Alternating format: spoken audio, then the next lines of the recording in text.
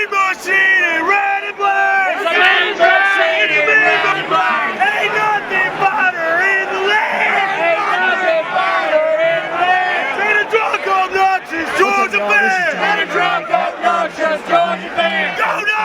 Podcast once again live on Millions. Tonight we are doing another installment of our To Hell With Everyone series. This time we are talking about the 2016 Liberty Bowl, and as always, this time of year we will be talking spring sports at the end. It is kind of weird that I always say tonight. I'm assuming a lot of people listen to this on their way to work. So if you're listening to this on your way to work, good morning. Well, good morning. Yeah, good morning. How are you today? Top of the morning. PS, just call out of work. It's not worth it. Right. But before we get into all that, how you been? What are you drinking? So what I'm drinking, so literally everything, just like a couple weeks ago, had a bunch of margaritas, celebrating my birthday. So as most of you guys are Your listening birthday's tomorrow, correct? yeah, it's on the 18th. So Happy as early most of you guys birthday. appreciate it, most of you guys are listening to it on my birthday. So I'm officially in my mid-30s, so that's fucking stressful. Okay. I mean, I feel fine, so it's all good. But yeah, man, I mean, yesterday we went downtown for a little bit, but we're all kind of getting over a stomach bug. I feel like every time we get on here, I talk about being sick and stuff. I promise I'm not as sick as I make it seem. But like legitimately, okay, so like Wednesday, what was it? Tuesday, I just couldn't sleep. I vomited every like 20 minutes. Still went to work because we had a baseball game. So I wanted to coach that. So Ball kind is of powered life. through that. Ball is life, even though we lost 9-0. So Oh, well, okay, so I'm kind of all over the place here because obviously I've been drinking, but we lost 9-0. But the team that we lost to, their first two games of the season, they won it combined in their first three games, I should say. First three games, they outscored their opponents 62-2. We lost 9-0. I feel good. yeah, that's an accomplishment with their Yeah. previous few games. The pitcher that they had legitimately, he had three pitches that had like 12-6 movement, and it was just like the kids that legitimately play baseball for me, like outside of this, and have played like travel ball and stuff, they're like, what the fuck was that? Like they had never seen any of that before. So I was like, yeah. We played really well. We played relatively well, so I was good with that. So good news is I think the rest of our games are winnable. So there's that. Um, but outside of that, again, I've been drinking. Like as far as what I have, I think if I didn't say it already, I got some wild turkey that I'm working on. Had about what 80 or so ounces of margarita the last couple hours, celebrate my birthday. So it's gonna be a fun one. How about you? Good, man. I am also sick, but I'm sure people get on here and listen and they're like, man, John's sick every few months. No. If I didn't leave Savannah, I'd never get sick. The problem Yeah. is Savannah pollen, nothing. Doesn't affect me. Hmm. I could think about Atlanta in the springtime or the fall. Boom. Sinus infection. Every time. Every Yeah. time. But I think I'm getting through this one pretty quick. I don't have sinus pressure anymore as of like 2 hours ago. I just, can't really talk a lot and I have a little bit of a cough. But it's better than it was. There you go. But so Kelsey made sure that I got a new smartwatch this weekend. Okay. Fun fact and a pro marriage tip here. If your phone's on vibrate all the time and you don't feel it and don't answer enough calls, your wife will just get you a smartwatch so you can always answer calls. Are you playing 4D chess? I That's incredible. I accidentally am doing a lot of succeeding lately. You're failing upward with a bunch Yeah, of shit. so not only that, I told you we planted a bunch of pepper seeds a few weeks ago, right? Hmm. So we assumed we were going to fuck it up. We assumed that we were going to have like a 10% success rate on these seeds. As of last night, there were 161 seedlings. Hell yeah. There you go. Um, so if you live in the Savannah area and would like to buy a pepper plant here in the next couple of weeks, please reach out because they're supposed to be planted 18 inches apart. And if I continue to get the number of seedlings pop up every day that I have been, I could plant peppers every 18 inches through my entire yard and still have seeds left over. Damn. We Sweet. planted 300, So, expecting like a 10% success rate, and we are over 50%. wow. There you go. Yeah, so accidentally succeeding, um, not always the best.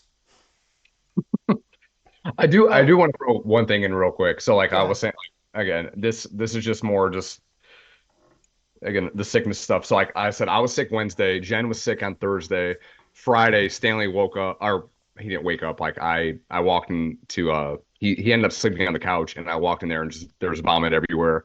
Saturday, like last night was it last night? Yeah. No, so yeah, Saturday morning, um, Braylon like decided to throw up all over his bed and all over everything like that. And then this morning, Lincoln did the same thing. So I have one more person to get sick at like 2 in the morning. So it's been like clockwork, like at that time every freaking day since Wednesday.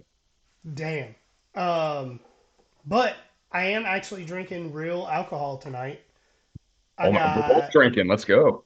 I got a bottle of Sazerac. It's a new open for me. I've had it before, but every time our friends Marcus and Kendra go on vacation, they get Kelsey and me a small little gift. They went to New Orleans the week before we did a few weeks ago and brought me back a bottle of Sazerac because the gift they always get me when they travel is liquor. They know their audience, right? I mean, shit. I got some 20-year-old Dominican rum. I got some Portuguese brandy, and Oh now I wow. have Sazerac rye whiskey. So Nice. Where's that yeah, from? I guess it's from New Orleans. Never mind. yeah. Well, so the Sazerac drink was created in New Orleans. Sazerac rye is partially distilled in New Orleans. There's a big museum and a small distillery in downtown New Orleans. But Sazerac rye is owned by the Buffalo Trace Company that makes what seems like half the liquor on the market. Right. Um, you ready to talk about the Liberty Bowl? Yeah, man. Let's go. All right. So this may seem like an odd choice to some people, but we picked this game because it came at the end of an fairly difficult season. It was Kirby's first bowl win, and ironically, it is obviously the matchup that Georgia won their second title in 2 years to 6 years later. Wild turnaround for both of these teams in 6 years.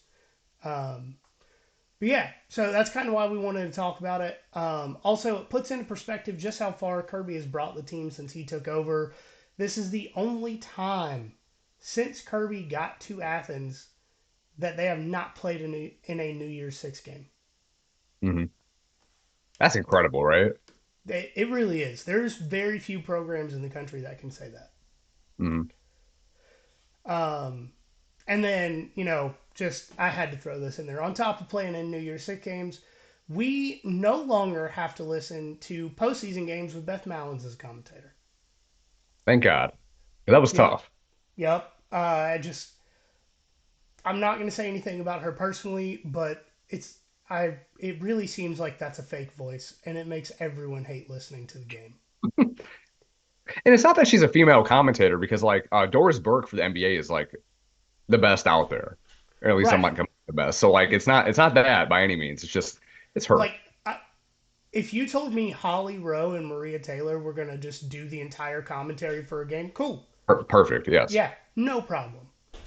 But Beth Mallins in her normal voice sounds like I do right now, and it's awful. Right. Side note, I apologize to anyone listening to this. I'm sure my voice is awful. Um, so yeah, so even though this game was almost 8 years ago, the only link that we could find was SEC Network highlights. I did find a 1 hour version of the game. It actually took That's a lot of digging, but the mhm. quality on both of those videos was not good. Yeah, the SEC network highlights weren't awful. I mean, they weren't great, but they weren't as bad as the hour long one that I think that obviously is the same one that we watched. I think there was Yeah. only like two versions of this game on there because who else is trying to watch this game, right? Yeah. I'm sure a lot of people were the week before the Yeah. title game between the two. Yeah, that's fair. That you know what, that's worth a look. Like maybe afterward, or going to see how many views this game had. Just curious to see how many people went back and tried to do their research, even Yeah. though it had no bearing on the game whatsoever because none of the same players were there or coaches besides Kirby Yeah. Yeah. and Del McGee, I Well, guess. But Glenn Schumann was on staff at the time. yeah, but like TCU was completely different. Yes. Even though Gary Patterson tried to be a volunteer for the team. I mean, man has a statue in Fort Worth, so That's why you never give somebody a statue before they're done. mhm. Fucking Bama gave what Nick Saban won after the first national championship. Obviously, that worked out, but normally that's not the move. Yeah, that's the exception, not the rule. Yeah. Another thing about this game that I noticed almost immediately was how much you appreciate the recruiting that Kirby Smart and the staff have done since then. For example, the starting left tackle for this game was Rhode Island transfer Tyler Catalina. And like Yeah, the it first makes- the first offensive drive, I want to say it was like the second or third play, there was a sack, and it was the dude just bull rushed through Tyler Catalina, and it was like, ooh, that's tough to watch. yeah. Yeah. Um, but I mean, there were also multiple smaller walk-on guys playing in the secondary. The talent that was there wasn't used well before Kirby got there, and then it started to be used well in 2017. And then when he got his guys into his system, you were like, oh, okay, this works. It took a Mhm. few years, which is another reason that we don't believe in firing head coaches in their first or second year because it takes time. Yeah, for sure. But going into this game, Georgia was 7-5, losses to Tech, Tennessee, Florida, Ole Miss, and Vandy. Ah, Um, yeah. One of the rougher seasons that Hmm. I remember. Um, so, a little fun side story about the 2016 season. I called out of work to watch the Vandy game because at the time I was selling cars, had to work most Saturdays, and it was storming. And I was like, nobody's coming in to buy a car today. I'm just not going to work. Um, Sitting there in the fourth quarter, I went through the schedule on my phone, and I was looking, and I was looking, and I was like, oh, this is going to be the first time Georgia hasn't played a bowl game in my lifetime. It's like if they're losing to Mm, Vandy, they're not beating any of these other teams.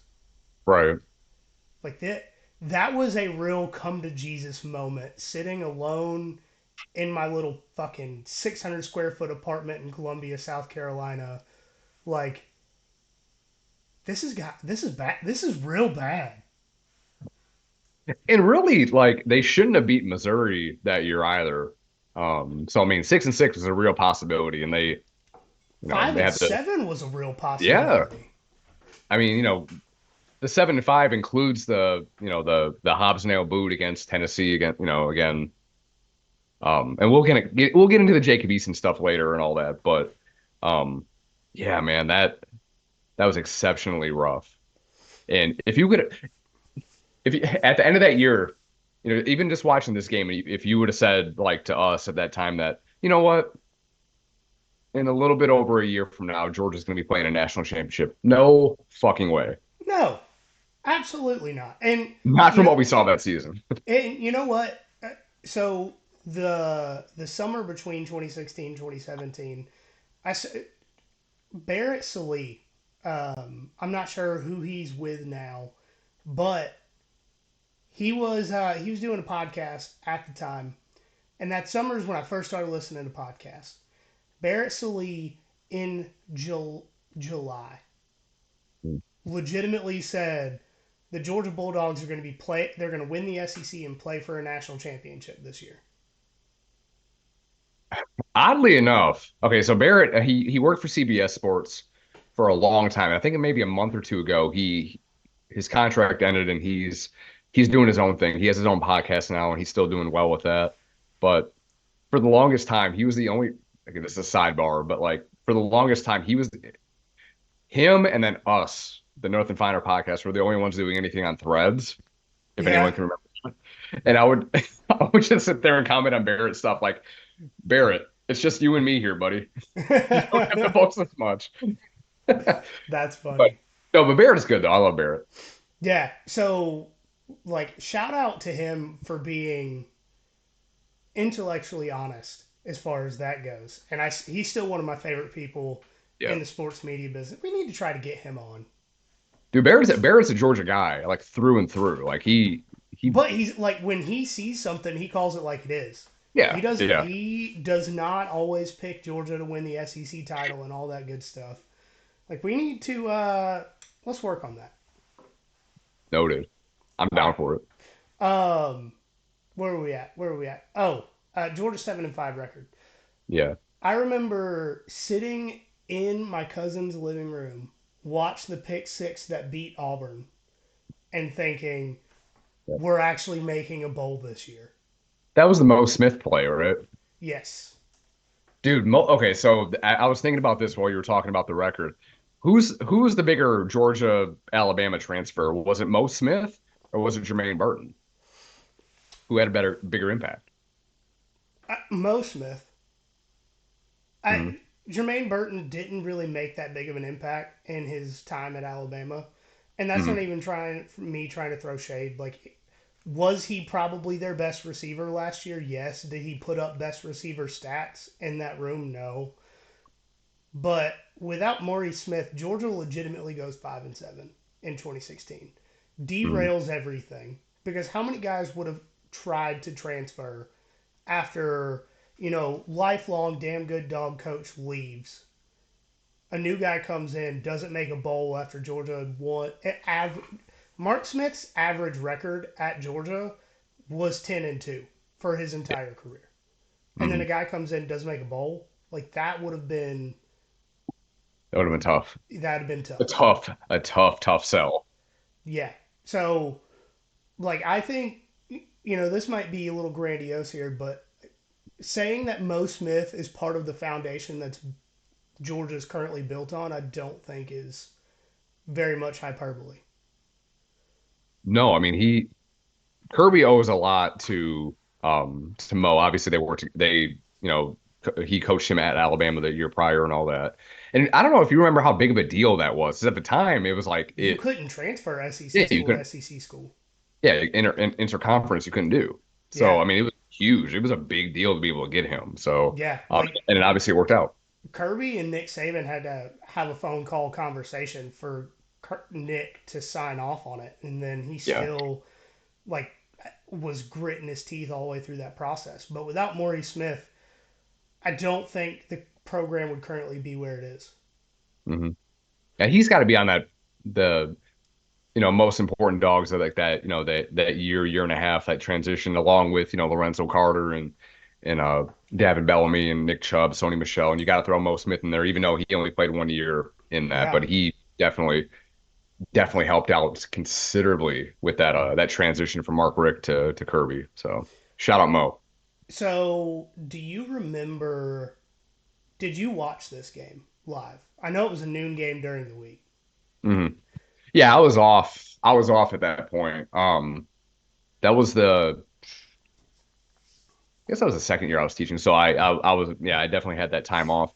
Um, I remember being like really excited about watching that game just because like TCU, I always had an affinity for TCU. I mean, like what was it? 2 years prior, they barely missed out on making the playoff. They got Yep. again screwed by the committee, them and Baylor and all that. But I remember that I did watch it. Now, like the biggest takeaway, like I didn't remember like the details of it until I rewatched it, yesterday and the day before. But I just remember Trenton Thompson just had a fucking game. Yeah. So we'll get to that in a minute. Yeah.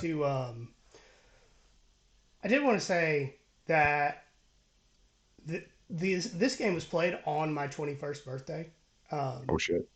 so I called out of work once, two times this year. I called out of work 4 football games.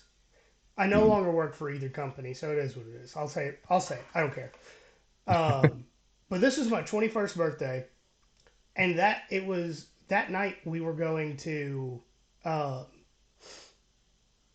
oh, why can I not think of the name of this place in Atlanta? It's Spearmint Rhino. it's the burger place that has the Laughing Skull comedy bar. Oh, fuck. Grindhouse? No, no, no, no. I know what you're talking about though. I know what you're talking about. It's yeah. All right, I'm looking it up real quick. Um,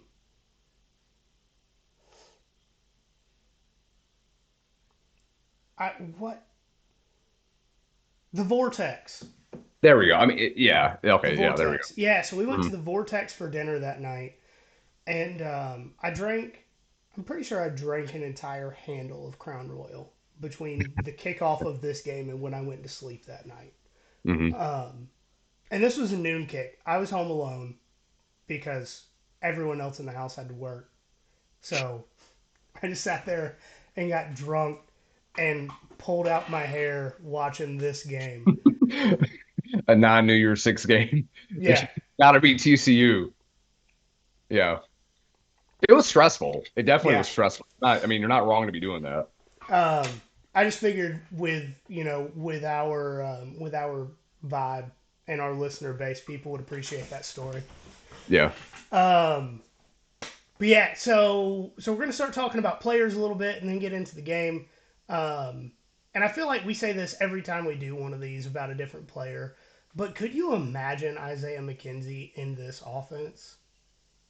So Isaiah, one of the fun facts of this is he was the only guy drafted off that was that went into the draft after this game. He was the only Yeah, kid that was drafted from it. So there's been a Georgia player drafted every year in the Kirby Smart era. And I mean, they call him the human joystick for a reason. Like again, he especially you can see it on that first drive. mhm. He had a freaking like 77-yard, like running catch, right? Yeah, Like I mean, legitimately, like he was the offense if Nick and Sony weren't working. Like that's really all they had.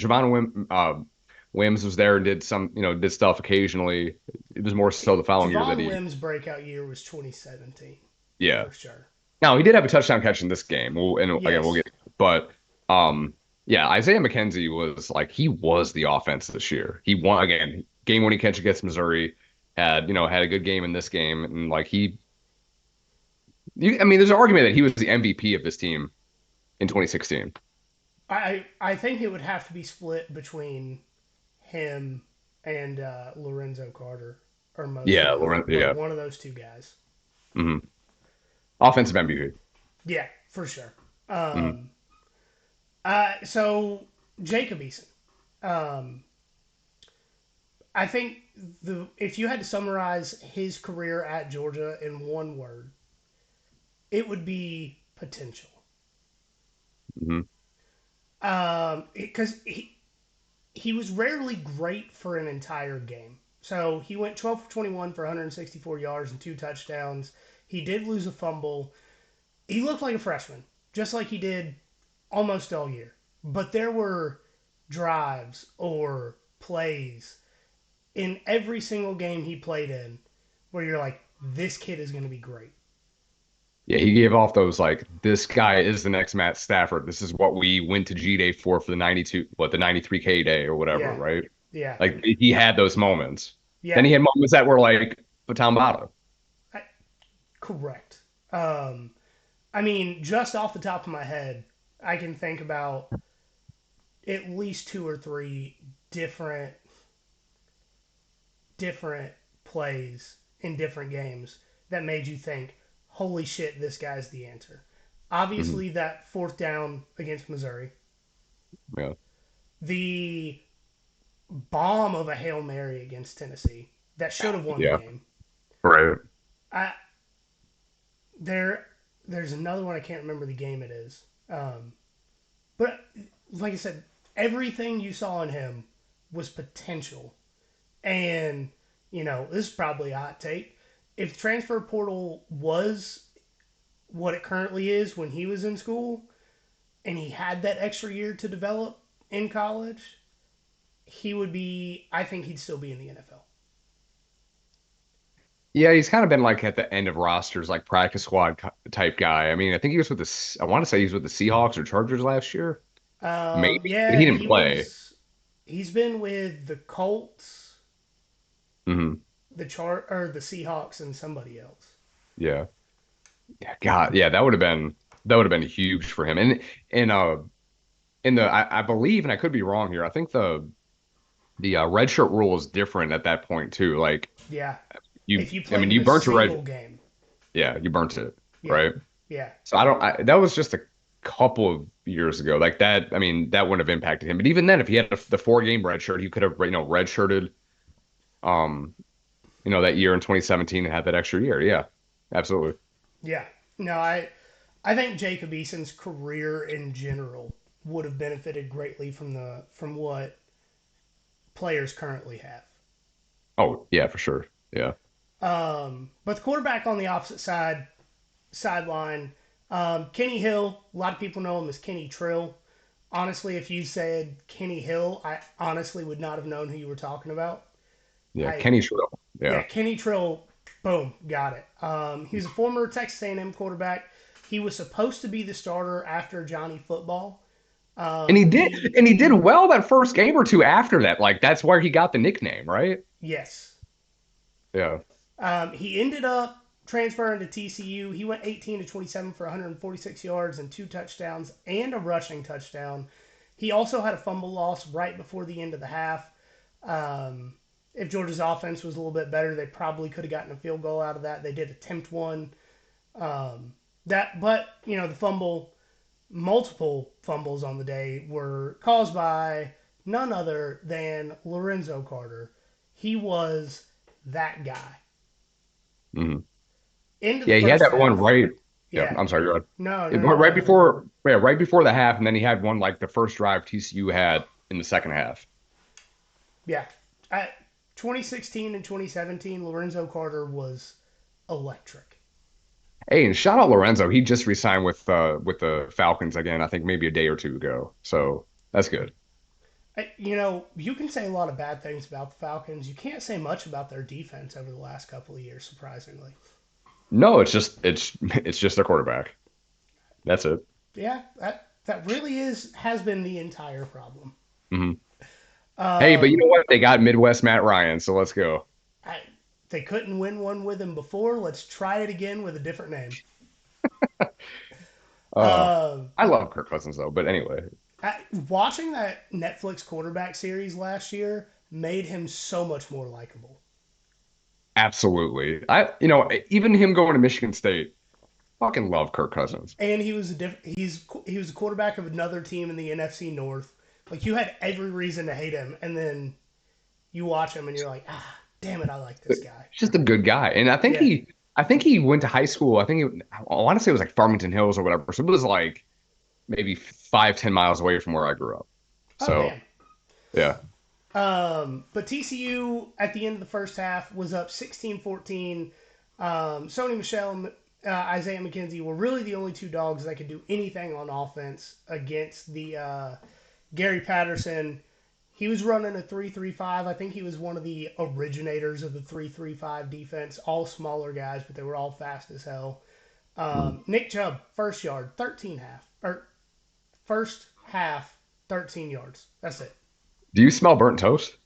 I can't smell anything. That's part of the problem.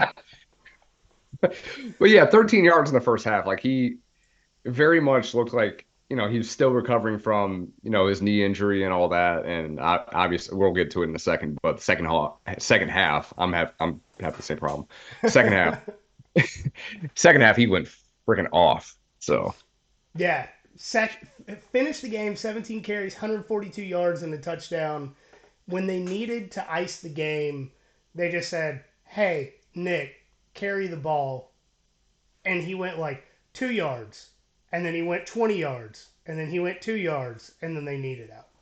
That was the it was end. the same. Like that last carry he had, it was like, yeah, 20 or 30 yards, like easily. Like again, if it was 2017 or 2014 or whatever, or sorry, 2015, he probably would have no, yeah, 2014, 2015, probably would have ran that all the way in, but still recovering, not all the way there yet. Yeah, so Sony finished 87 yards rushing, a touchdown, 39 yards receiving, and a 33-yard receiving touchdown. Isaiah McKenzie, 4 catches for 103 yards, including a 77-yard catch where I'm pretty sure he broke the tackle of all 11 defenders and then Mm. finally got caught back up with and brought down. Dude, he was going back to what you said, like what he would do in the new 2023 2024 Mike Bobo offense. Um, he would have been putting up Brock Bowers fucking numbers. Isaiah Healthy McKenzie Brock in this offense puts up 1,000 yards in 10 games. easily. Like we said, MVP of offensive MVP, good lord, of this team. Um, he was so much fun to watch. What the last NFL team he was with He just Buffalo signed. before. He just signed today Okay, with. I'll look it up. But yeah, he just signed with somebody today. he's had a long career too. I mean, Giants. he doesn't have a quarterback to throw to him. All right. I mean, you could argue that he didn't have one 2015 or 2016 either, but here we are. Fair, fair. But yeah, so punter Bryce Ramsey. A lot of people remember that name because he was a quarterback before he turned into a punter. Had a fake. He was the holder on a fake field goal where Georgia got a first down. It to go for the touchdown in the third quarter. Um, and then we kind of already mentioned this a little bit, but TCU had the ball late to tie it in the fourth quarter. And they actually got down to the 30 before turning it over on downs. Had a couple negative plays before that. Um, this is where we talk about Trenton Thompson. Because in spurts, the best player in college football. Like, he had certain series or certain games where you're like, this guy's unstoppable. And in Mhm. this game in particular, he took on a double team with one hand, pushed 2 offensive linemen backwards, and got a sack. Mhm. Like, he was unstoppable in this game. The problem is, he couldn't play like this for more than 1 to 2 games a year. If he could have Yeah. played like this for 6 games a year, we're talking Jalen Carter height. Mhm. Like that. That's the kind of player he was when the switch was in the on position. Problem is, it was hard to find that switch, and pretty much nobody did. It was bowl games. It was, yeah, that's pretty much it. Yeah. Postseason games is when Trenton Thompson found a way to flip that switch. But man, he had 3 sacks in this game. If you remember back to the 2016 title game against Alabama, he's the guy that ran down the quarterback from behind, tackled him inbounds, and landed 7 yards out of bounds. Yeah. Like, obliterated that guy. Mhm. Yeah, Hitting it, it's a shame. It's a shame that he wasn't able to kind of put together more consistently because him and like Julian Rochester, I always get the two of them confused just because like it seems like they were the same player, the same enigma, if you want to say that. Um, yeah, it stinks. That would have been golly, man. He showed so much promise. Like just him that himself. Besides having Jacob Eason come back and Sony coming back and Nick coming back and then obviously Lorenzo and Davin Bellamy coming back. Like there's reason to be optimistic about 2017. Okay, maybe not like national championship optimistic, but like better than playing in freaking Memphis in December. Yeah, Oh, yeah. No, I mean, like I said, if he could be consistent, you're talking Jalen Carter hype. You're talking at the time in 2017 when like running backs were still considered for the Heisman. hmm If he had been able to play 10 games like he played this game, top 10 in the Heisman voting. easily. Yeah. And he just was never able to turn it on. He ended up getting drafted by the Cleveland Browns. Fun fact. Um, Okay. I want to say he's currently playing in the XFL. That's a good question. I'll check that out real quick. But he was the number one recruit coming out of high school. Like that hmm was one of Mark Richt's biggest recruits he ever got was Trenton Thompson, and he just never found a way to keep that consistency. Um, but going to stats here, Georgia had 412 total yards, and if you go back and watch this game, you'll have the same question we do, which is how. TCU had 321. Georgia had 248 of those yards on the ground, while TCU had 174.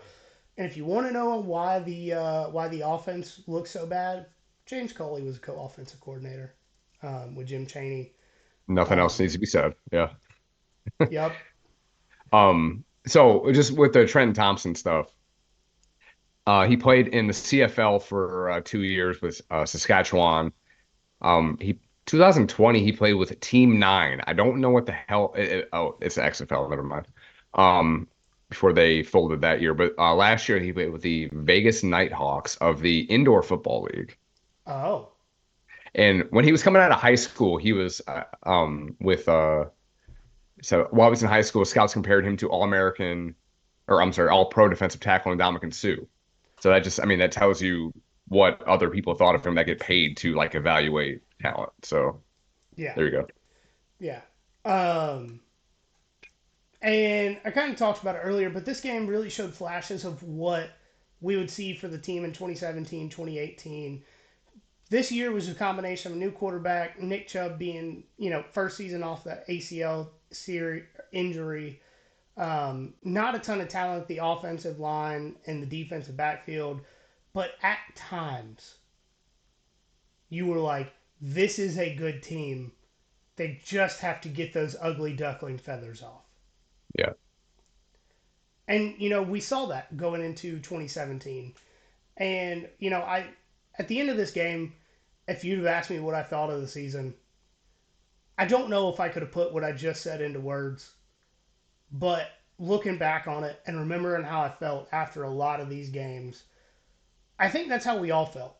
Like there were times where you were so hopeful, and there were times you were like, "What the hell did I just spend 3 hours watching?"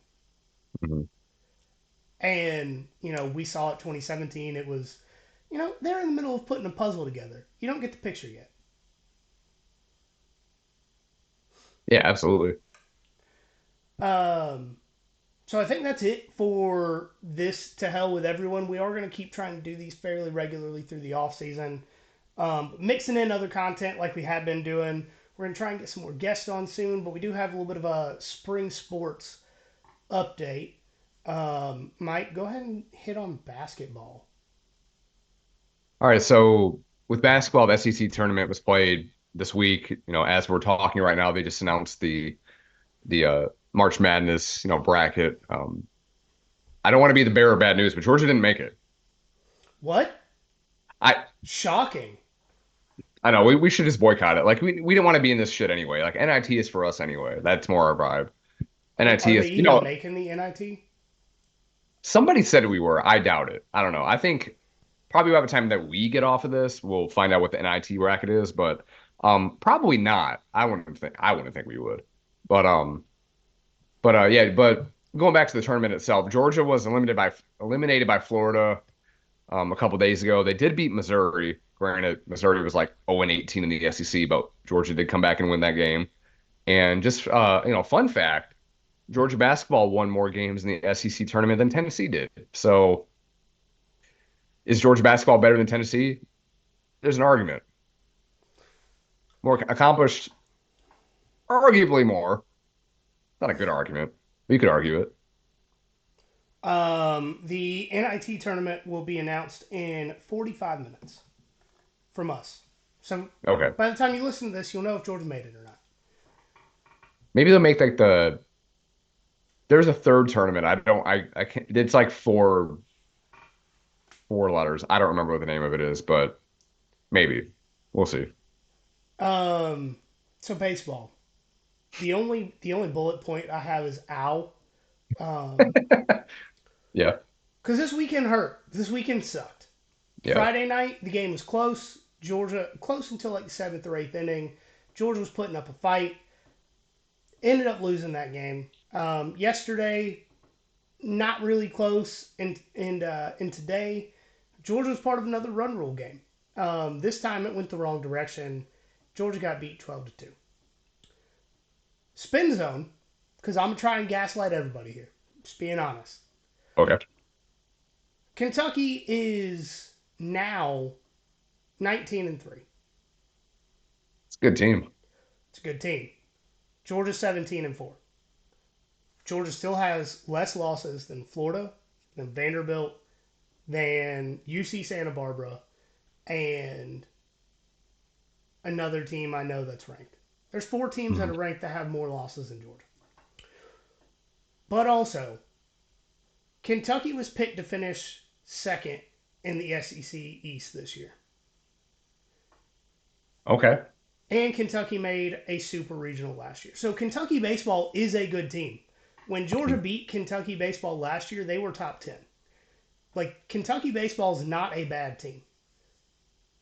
So let's pump the brakes. Let's not, completely shove the hope into the back of the closet with your football jerseys. Let's let it breathe a little. Chris Phillips told us a few weeks ago, if you go back and listen, he said Georgia has the potential to make a run this season. He said 500 in the SEC gets you into postseason play. We just have to be good enough to get there, show improvement, but pitching's got to get better. Hmm.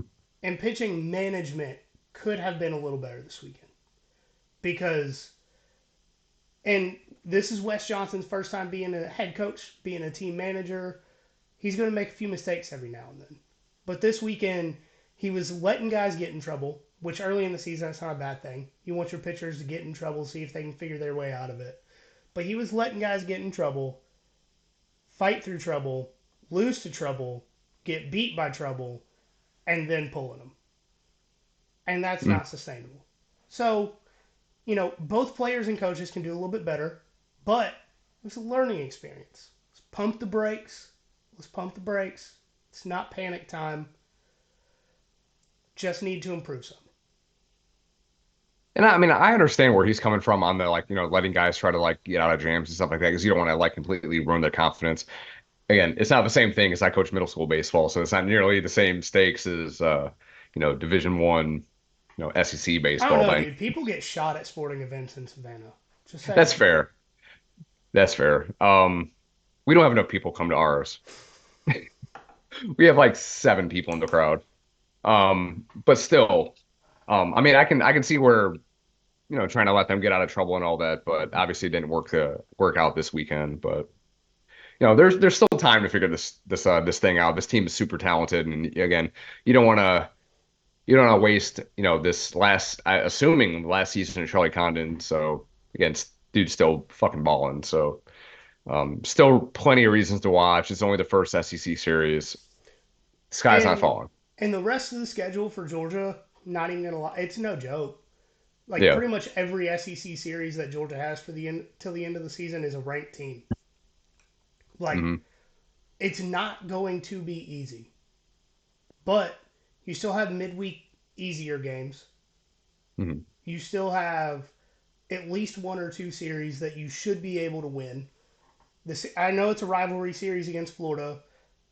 They're not good. They got swept by Florida State. They got Hmm. beat by the same Stetson team that you beat the shit out of like a week ago. Like, it's doable. Hmm. It's doable. Stetson beating Florida. Wow. Crazier things Great. have happened. Yeah, crazy. Softball team, currently ranked number 5 in the country, won the series against Alabama. That same Alabama softball team that went to the College Softball World Series last 2 seasons. Very good Alabama team that Georgia won 2 out of 3 of this week. A ranked Alabama team. Um, Softball team's great. Softball team keeps hitting, keeps defending. Great performance by the ladies. If you're interested in going to either baseball or softball, softball's free. Real easy. Baseball, you can still get cheap tickets to pretty much every game. Like we got tickets to the Friday game against Ole Miss in the week after G Day. So Sweet. go out, see the teams. If you're not going to see them live, ESPN Plus, and also Hack for the parents. It's barely more expensive if you have Disney Plus to add Hulu and ESPN Plus in on it. So Yeah. just do something for yourself with your kids. There you go. But, we're going to say the same things we always do. First, we're going to say thank you for voting for us in the Connect Savannah's Best of Savannah. Still haven't got the results yet. We're, 2 to 5 business months from getting those. But thank you for voting either way. Follow us on social media at nothing.finder.pod on Instagram, at finderpod on Twitter. It's Nothing Finder Pod on TikTok. We are uploading videos to that. Facebook and YouTube, just search us there. If you haven't already, rate and review the show 5 stars. We'll send you a sticker. But more importantly, we appreciate you guys.